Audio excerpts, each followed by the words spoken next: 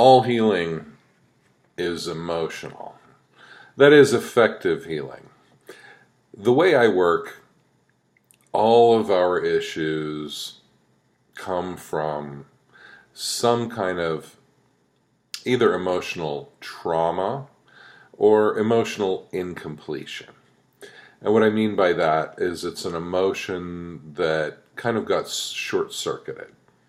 It's kind of like you were a little baby, you lifted your arms up to be held by mommy, and mommy walked away, and so the circuit wasn't completed, and there was a trauma by that.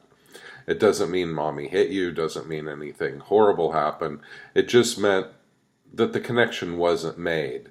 And in the state that we were in the vulnerable, childlike, innocent place that we were in at the time, that was trauma. Anyway, so what do I mean by all healing is emotional?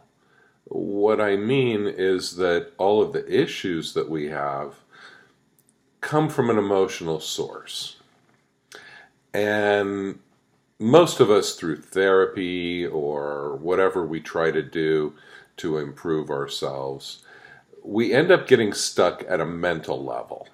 We end up analyzing, and we kind of have the idea of we can find out the source of our issue if we can identify the traumatic moment, that the problem will resolve itself. Now, some problems will resolve themselves if you just find it, because what happens is as soon as you kind of relive the moment where the issue got started, then you just have an emotional reaction, and there's a certain unwinding that happens. There might be tears, there might be laughter when we realize, oh, that's all it was, and it kind of releases. But in the end, it has to release on the emotional level. If it doesn't, then it's not healed. And so what happens is a lot of people end up going to therapy for years, and they can tell you all about what their issues are, where they come from. And in the end, it only does a certain amount of good to know all of that. What really is needed is to get back to the original emotion. And the problem with that is that the original emotion is hidden under all of our layers of emotional avoidance and resistance that we've developed from childhood to adulthood.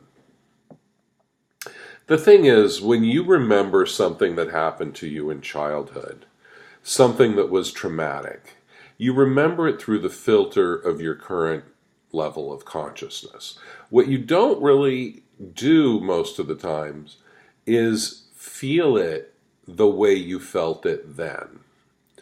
It's almost impossible to feel a lot of these things the way you felt them then, because you're much more thick-skinned than you were then. If you can imagine that you had no defenses, not only physical defenses to fight back physically, but you had no emotional defenses. You had no defenses such as, oh, you're stupid anyway, I'm not going to listen to you.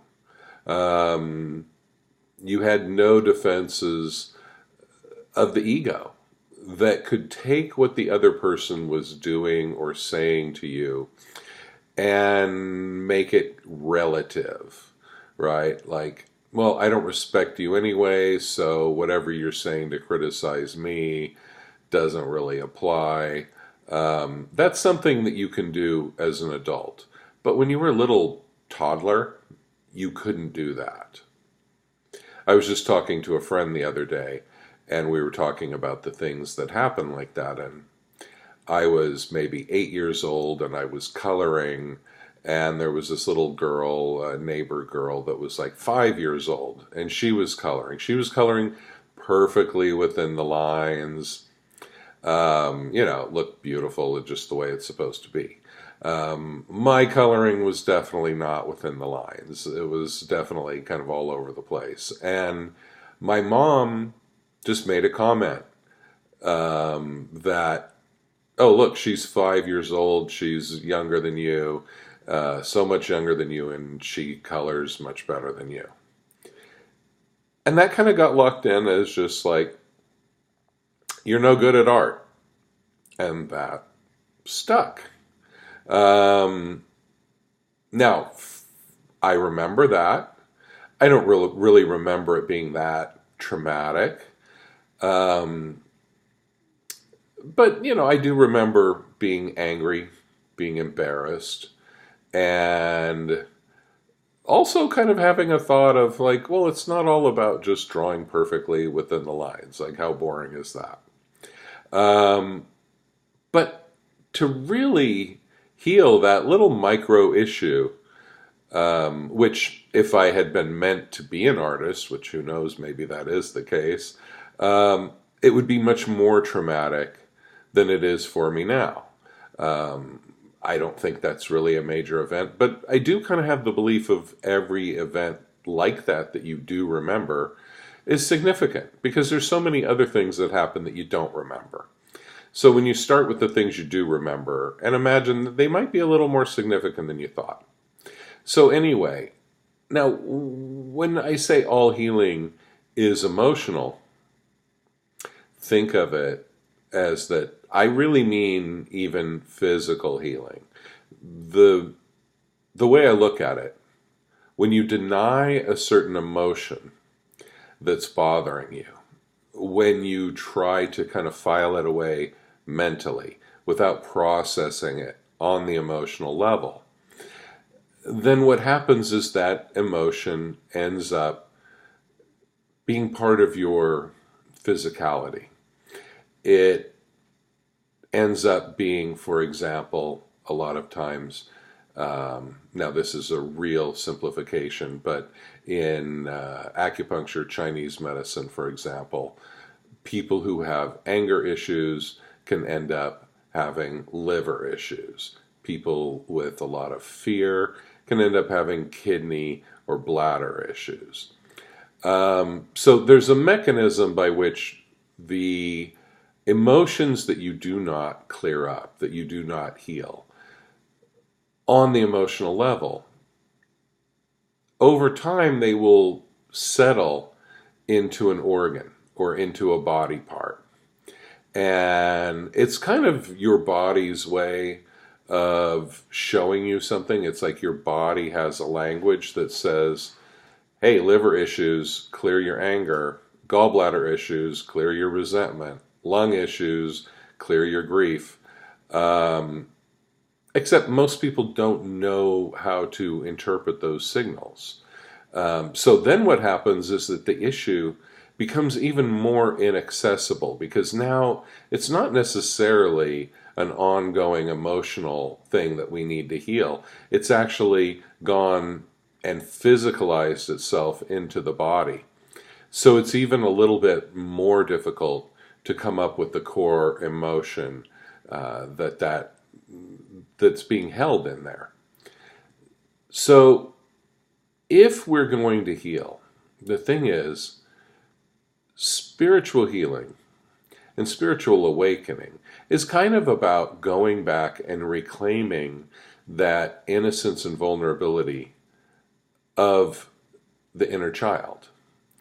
And when we do reclaim that innocence and vulnerability of the inner child, there's going to be a lot of things that inner child is holding on to that are going to come up. And a lot of times it's not going to be pleasant. And the first impulse is going to be just to run away and deny these things. But when you actually let the emotions come out, you let the tears come up, you let the fear, the terror come up, you feel things in that unprotected way that the child did when you were the child. And you have catharsis. And at that point, and this is a really important point, this is when you need to give your inner child a lot of love. And I have methods that I walk my clients through that process, but it's really important to stay with it at that point, because what we don't want to do is open this all up, feel something that's really horrible, and then shut it all back down again. There's no point doing that. Then it just becomes torture. Then we have to go through the whole process of opening it up again.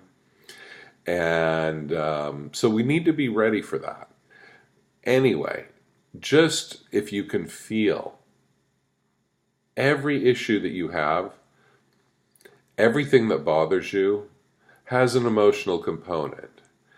And so what I would ask you to do in preparation for healing it, or to do your own self-healing, is feel the emotion, not just label it. Don't just say sadness, but feel what that sadness feels like in your body. Feel how it might be connected to some physical issues you might be experiencing. But mainly, try to feel it with the vulnerability that you felt as a child. It's hard, and it will bring up a lot of stuff, and it's a heavy process, but it's a lot heavier just to hold the stuff in for the rest of your life. And it's a lot heavier to end up getting really sick and potentially dying of an issue that you could have healed on the emotional level. Now, we're all going to die no matter what we do. And chances are it's going to be some organ that fails or something.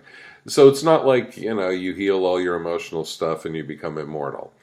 But you do become more alive, and you do become more intuitive, and you do become more available for others and less reactive. So anyway, all healing is emotional. And if you can feel your issues more on an emotional level, and feel them through that vulnerable state of your inner child, then you're going to be well on your way on the path to healing. Thank you.